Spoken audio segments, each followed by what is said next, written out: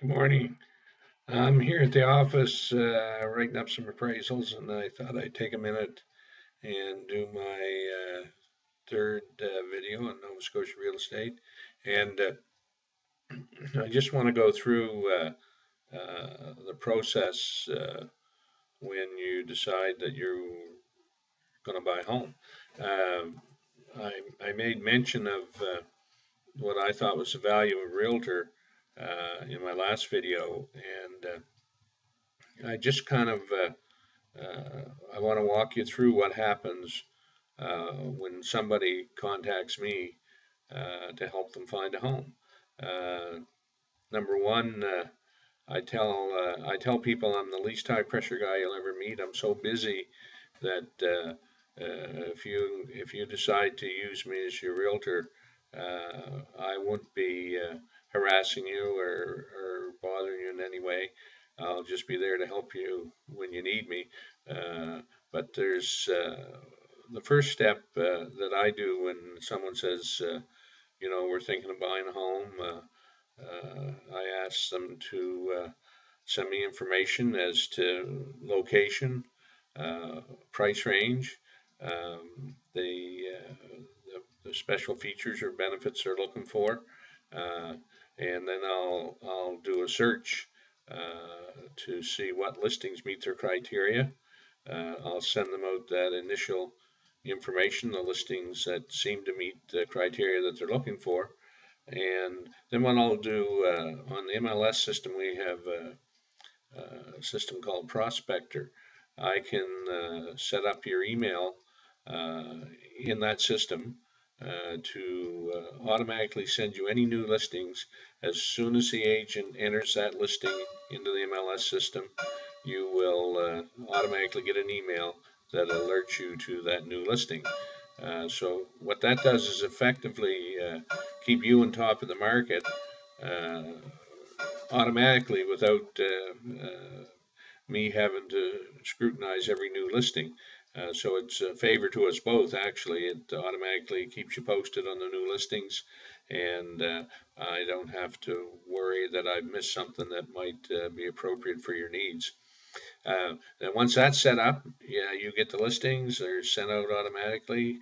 The I also keep an eye on advertise. There's two types of listings.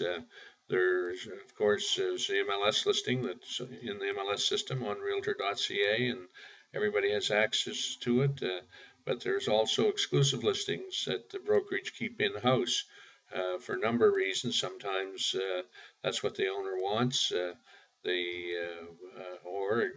there could be a case that they're offering a reduced commission and market it in-house without involving another company. On an MLS sale, the way it works, there's two agents and two companies involved, and the gross commission is split four ways. That's how our business operates. Uh, what happens when you engage me or another realtor, right, to help you find a house?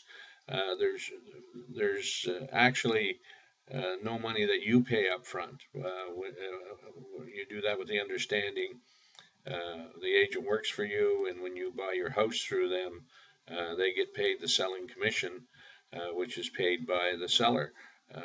But of course, that commission is negotiated in the price, so it's not that there's not a cost involved in the total transaction.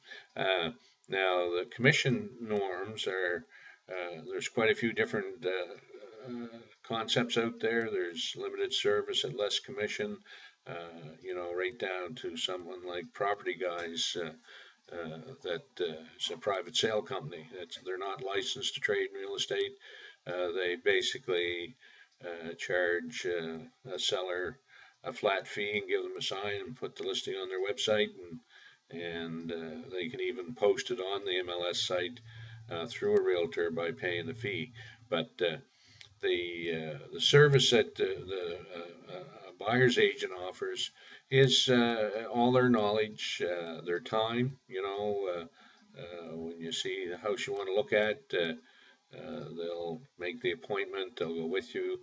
When it's another company's listing, they can give you their opinion as to value. They can do the research on the property. They can actually look up and see if it's sold in the past, what it's sold for. There's a lot of different things. One of the things that I'm a licensed mortgage broker, right? So quite often I know approaches to financing. There's I do a lot of small business. I have a lot of small business customers, right? And I sell businesses. I'm a business broker too. Quite often, I have a saying: the terms make the deal, right? I remember one time a fellow called me up and said, "I want to buy a property," and he's asking 90,000 for it, and I think it's too much. And I said, "What do you think it's worth?" And he told me 60,000. And I said, "So where would you get the 60,000?" He said, "Well, I borrowed from the bank." And I said, "So probably with the interest you pay back 120."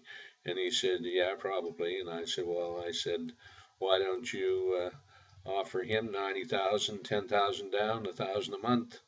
And he gets his 90,000, and you save 30,000 in interest.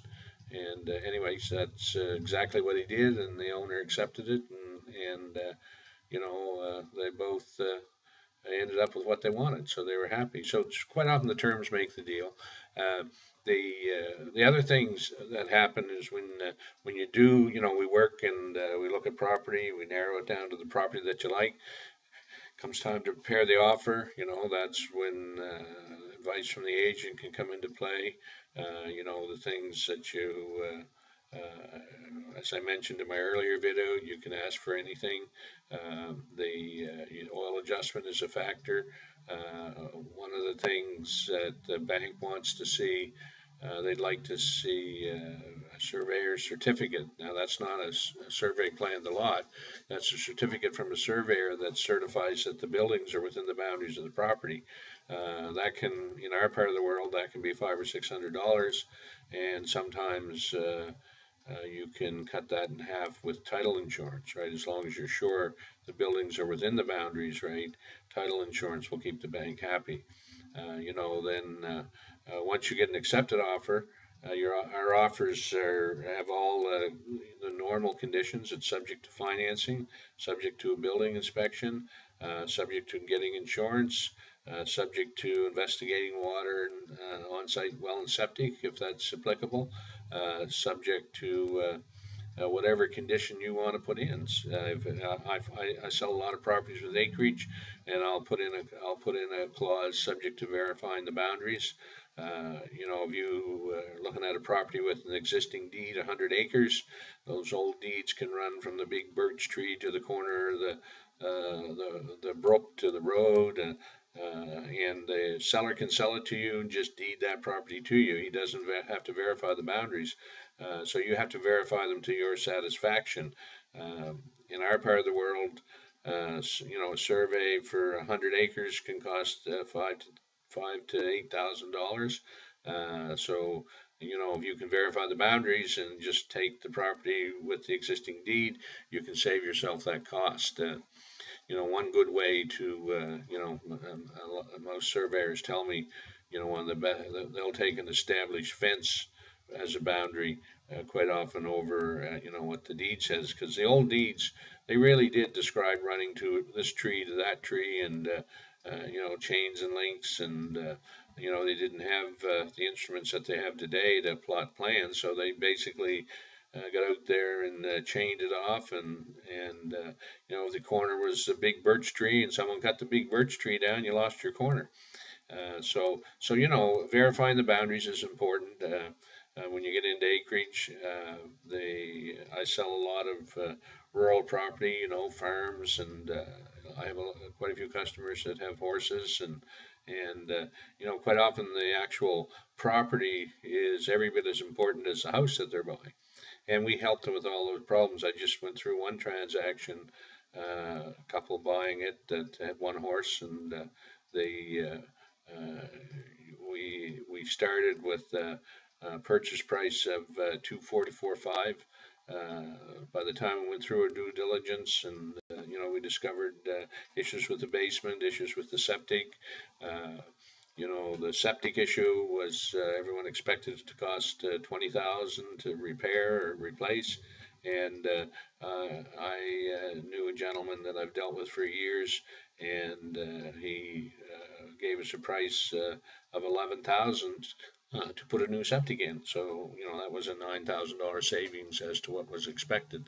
And that was, someone that I knew and had done business with for years and could be trusted.